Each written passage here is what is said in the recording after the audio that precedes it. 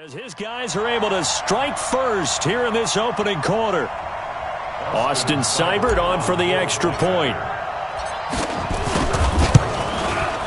It's up and through to make it 7-0 Browns.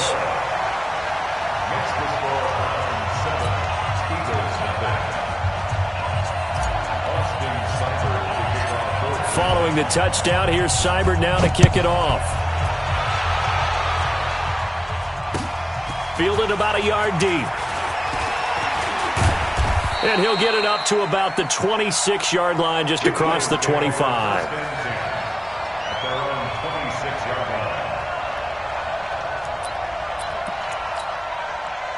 Wentz and the Eagles now with a 1st and 10 at their own 26. Come get some. Come on, come get some. A first carry now for Jordan Howard. He takes this for 3 to the 29. They tried a quick hitter inside, but that one was swallowed up because what they're hoping, those big defensive linemen will take the bait and move laterally and open up a crease that they can run through. Didn't happen on that play. On second down now, it's Howard. And they'll get it up just short of the 45 at the 44. Philadelphia picking up the first on a gain of 15. A good run by Jordan Howard, and now another 1st and 10. Let's go, defense. Let's go, defense. And here we go. Slam.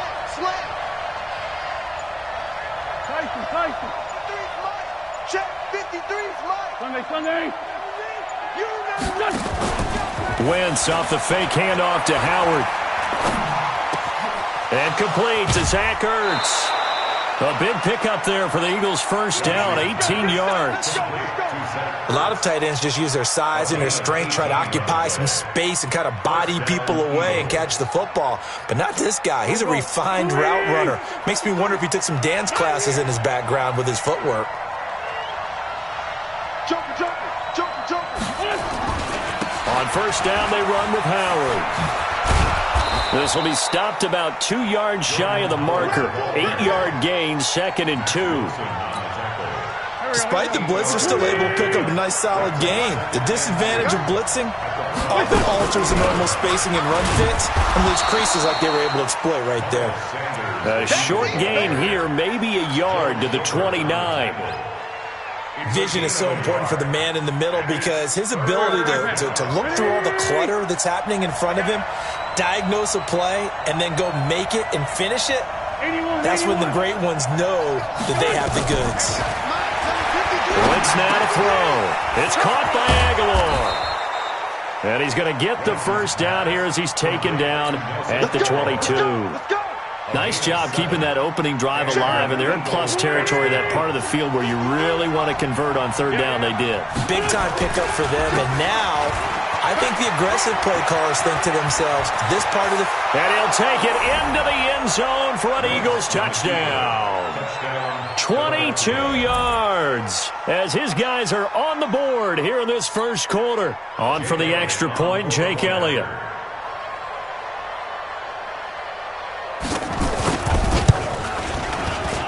And it's no good.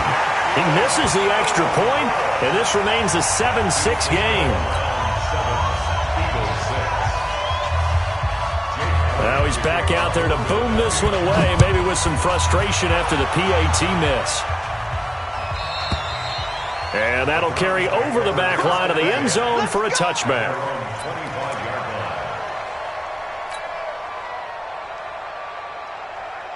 The Cleveland offense ready to go, and they're hoping to redo their efforts in the last drive when they got into the end zone. And just think of what it's like now on the sideline, because when you score a touchdown, you have to go over and look at the tablet. Nowhere to escape, and he goes down. Derek Barnett able to maneuver in for the sack. Brandon, if I'm an offensive coordinator and I see an all-out rush like that, I file it away because I'm going to use their aggressiveness against them as this game goes on. I'm going to hit them with a screen soon.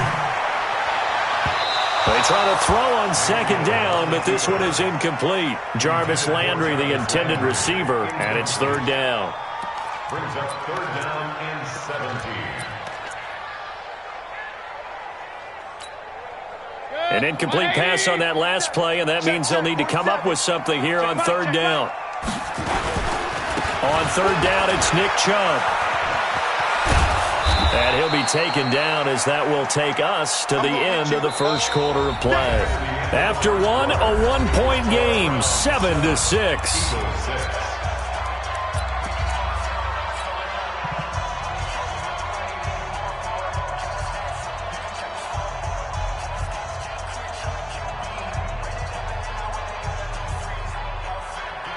And they're going to at least line up to go for it here on fourth down. Come on, QB, come on. They'll run for it. Chubb. And he slips up past the 45 before being tackled. Just what the Browns needed there. Good for a gain of 17. Oh, on the defensive side, that is so deflating. Not only is it deflating, they've got to look at each other's eyes on that side of the ball and take each other's measure. You've got them backed up, perfect situation, and what they said to you on the other side is, we don't think you can stop us. Went ahead and got it in that position. That should never happen. A good pickup there for the Browns, 15 yards. And that's the big fella's MO right there. Running through tackles, keeping the sticks moving forward.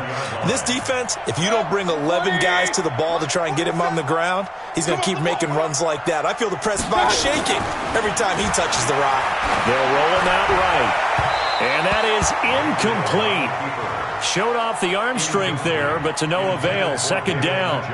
And that's one he's got to be happy to have back. There wasn't a hole open in the zone. You'd have to think on early downs like that first down there, need to be a little bit more careful. Yeah, fortunately for him, got a couple more downs to play with. Throwing again on 2nd and 10. Mayfield. And a big turnover there as his guys will get the football back. Well, let's get back to the playoff picture. We talked about the AFC. Let's look at the NFC. That race starting to come into focus. We know most of the teams, Seahawks, 49ers, Saints, and Packers all in. Vikings in good shape. How do you handicap this race? It seems like anyone can beat anyone. I think you're spot on because if you were going into the playoffs with these teams that we're going to talk about, who would you make the absolute favorite? It could be anyone, right? It could be Seattle. It could be San Francisco. It could be New Orleans. I know Minnesota's probably going to come in as a wild card. Green Bay will come in as a division champ, it looks like. But bottom line is, Dallas or Philadelphia's got to win the NFC East.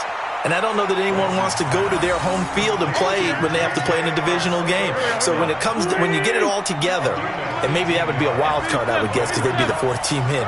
But when you put it all together, it is absolutely wide open about who wins the NFC and represents for the Lombardi Trophy. Wentz looking to throw on 3rd and 2. Looking deep for his tight end, Ertz. And he knocks the ball away, and it falls incomplete. I like the boldness, and I like that they took a shot downfield, but it was well covered. He was able to get a hand in and knock it away. On 4th down, out is the punter, Cameron Johnston, to boot it away. And they're going to fake it from deep in their own territory. And the gamble pays off. They get the first. Give them an even 20 yards there on the pickup as a fake punt fooled everybody. So here's a 1st and 10 at the 38. 53, Mike, 53. Check pass, check. Play action. Now Wentz. Caught by the tight end Ertz. And he'll be taken down, but not before he works it past the 50. It's a gain of 13 and a first down for Philadelphia. And we've hit the 2-minute mark in this first half of action. We play to win. A reminder, coming up at halftime, Jonathan Coachman will join us from Orlando with our halftime report. The business to take care of before we get there. A 2-minute drill before the coach's 2-minute drill. And he'll be taken down right around the 41-yard line. It's a 7-yard carry to set them up with a 2nd and 3. So they'll come up after the gain of 7 on a 2nd and 3. To throw, it's Wentz. And he bats it away, and it falls down incomplete. He was trying to get it to Zach Ertz that time, and it's 3rd and short. One of the toughest things about playing defensive back is pattern reading, trying to figure out what they're doing. And on that one, they had the fly, just sending a guy downfield with the in route accompanying it, what people call a dagger route, trying to hit the guy underneath after the clear out. In this case, though, they're not able to get it done. Yeah, they said forget the underneath route. They went for the guy on the fly, but as you said, incomplete.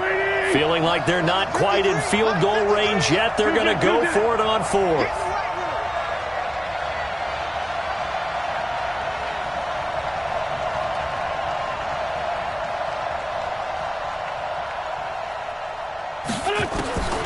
Wentz to throw for it on fourth.